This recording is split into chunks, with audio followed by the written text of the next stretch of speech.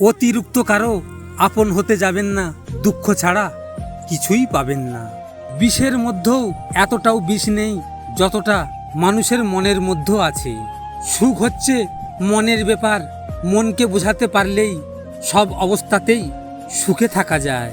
কাগজের নৌকা দিয়ে যেমন নদী পার হওয়া যায় না, ঠিক তেমনি পরিশ্রম ছাড়া সফলতা পাওয়া যায় না।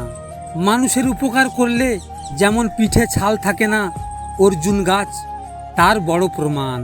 অর্জন করতে শেখো, নয়তো অযোগ্য ব্যক্তিরাও তোমায় কথা শোনাবে।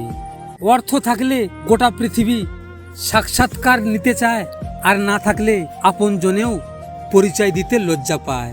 গুছিয়ে যারা মিথ্যা কথা বলতে জানে, সমাজে তারাই সবার প্রিয় হয়ে থাকে। নিজের একান্ত গোপন কথা নিজের মধ্যেই রাখতে হয়।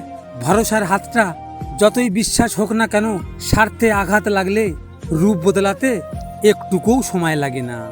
পেটের ক্ষুধা নিয়ে ঘুমানো যায়, কিন্তু মন খারাপ নিয়ে ঘুমানো যায় না।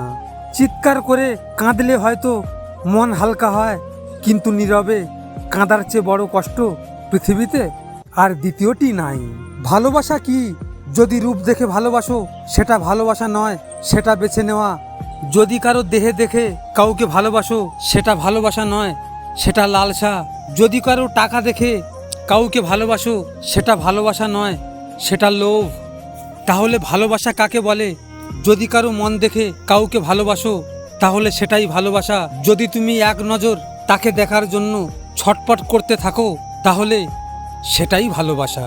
ওই পাগলি কথা দাও সারা জীবনের জন্য, তুমি শুধু আমার। কেউ চাইলে বলবে আমার একটা পাগল আছে, আমি শুধু তার। ভিডিওটি ভালো লাগলে পাশে থাকবেন।